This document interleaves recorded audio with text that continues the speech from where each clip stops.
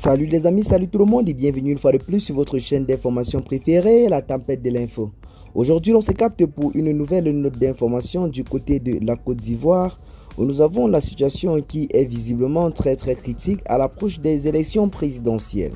Même si le président de la République, Alassane Dramane Ouattara, continue toujours de garder le silence en ce qui concerne sa candidature ou non aux futures échéances électorales, plusieurs personnes pensent que cela est dû au fait que la situation est véritablement très critique au sein du RHDP, car le parti politique a déjà reçu des ultimatums et des invectives demandant à ce que le président de la République, Alassane Dramane Ouattara, ne puisse plus se présenter pour un 4e mandat.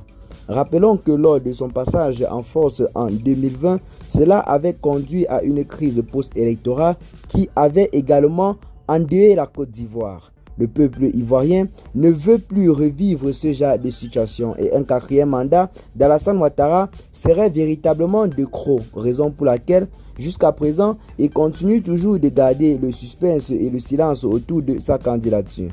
Tout récemment, il s'est rendu du côté de la France pour certainement avoir l'aval du gouvernement français pour se présenter aux élections présidentielles, car rappelons-le, celui-ci doit sa gouvernance ou alors son pouvoir à la France, car ce sont eux qui ont fortement participé à son accession au pouvoir lors de la crise post-électorale de 2010 à 2011.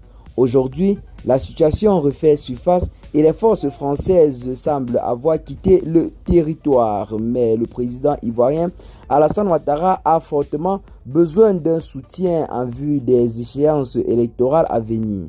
Celui-ci préfère toujours garder le silence. Nous avons plusieurs facteurs qui interviennent dans cette situation. Nous avons également le retour de Guillaume Soro en Côte d'Ivoire qui a été promis au peuple ivoirien en cette année de 2025.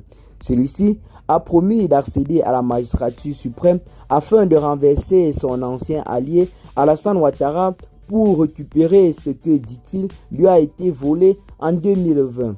Guillaume Soro, lui aussi, a également beaucoup participé à l'accession au pouvoir d'Alassane Ouattara, notamment avec les forces républicaines et sa rébellion et ses forces armées qui ont combattu aux côtés des troupes de Ouattara.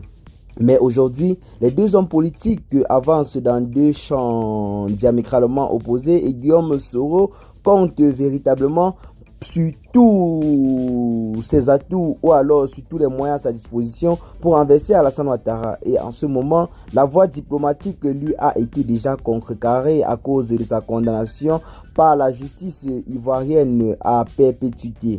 Et il ne lui reste plus qu'à penser certainement à une voie militaire, notamment un passage en force, et ce qui pourrait conduire à un coup d'État. Donc, ce qui fait en sorte que la situation sociopolitique du côté de la Côte d'Ivoire est visiblement très tendue à l'approche des élections présidentielles. Et bien les amis, qu'est-ce que vous en pensez? Partagez massivement la vidéo avec vos amis si vous l'avez notamment trouvée intéressante. Abonnez-vous à la chaîne si ce n'est pas encore fait. Et à très bientôt les gars pour de nouvelles notes d'information. Ciao.